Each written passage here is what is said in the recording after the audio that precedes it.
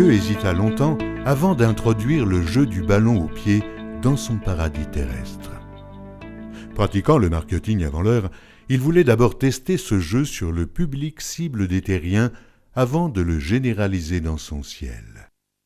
Un jour, il posa donc cet objet rond au milieu des humains, en leur délimitant un terrain de jeu aussi grand qu'un jardin. Normal. Les jeux de plein air se jouent mieux dans un jardin que l'on nomme aussi parfois pelouse.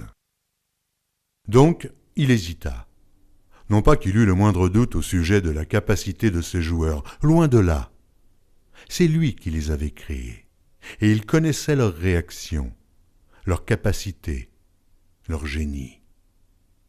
Il se réjouissait déjà d'avance des belles bagarres entre les meilleures équipes de son paradis.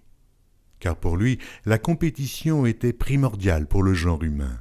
Rien de tel pour stimuler l'intelligence que les actions en groupe. Il aimait d'ailleurs parler de communauté en parlant de ses futures équipes. Ces communautés devaient développer du fair-play, mais aussi de la persévérance, de la patience. Par exemple, lorsqu'un des joueurs ne recevait pas les passes qu'il aurait eu le droit d'attendre vu son niveau de jeu. Mais l'essentiel, c'était de foncer. N'avait-il pas inventé l'univers en expansion, la notion de multiplication des espèces, le ruisseau qui coule et la terre qui tourne? Lui n'est pas un dieu statique, il aime quand ça bouge. Et pour le sport du ballon au pied, il était servi.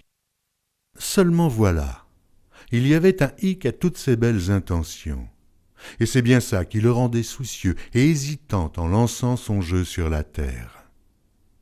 Il était en but avec un manager véreux, tapi dans les tribunes, qui lui disputait son autorité. Il aurait pu dès le commencement le liquider d'un revers de main, comme on écrase une mouche sur une belle vitrine. Mais il ne l'a pas fait. La raison ? Je n'en sais rien. Mais au vu de ce qui s'est passé par la suite, je pense qu'il s'est divinement trompé. Peut-être a-t-il espéré secrètement que ses joueurs allaient prendre son parti et bouter dehors ce diviseur de première. Que nenni. Le manager leur promit le ciel sur la terre et leur fit comprendre que leur propriétaire ne les avait embauchés que pour les retransmissions des matchs sur Canal Paradis. Désolé, ils n'étaient que des marionnettes entre les mains d'un producteur exclusif qui voulait exploiter leur grandeur et leur génie. D'ailleurs, son hypothétique coupe du ciel qu'il annonçait pour la fin des temps, personne n'y croyait plus. Le manager leur promettait une Coupe du Monde bien plus attractive, où eux seuls seraient les vedettes. Bien entendu, on garda les 10 règles du jeu instaurées par le divin joueur. Mais le manager leur apprit que pour corser le jeu, les coups bas étaient permis, à la seule condition de ne pas se faire prendre.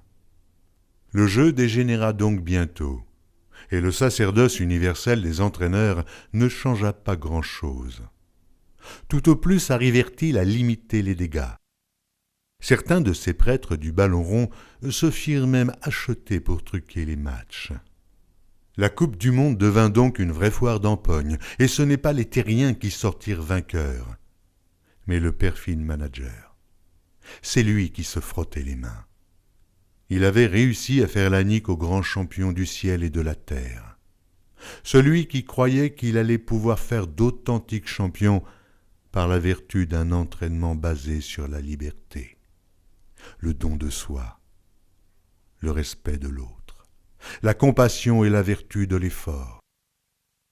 Parfois, je me mets à espérer qu'un jour, Dieu reviendra sur terre et qu'il construira un nouveau stade et qu'il imposera son jeu. Il y en a marre de cette Coupe du Monde, vivement celle du ciel.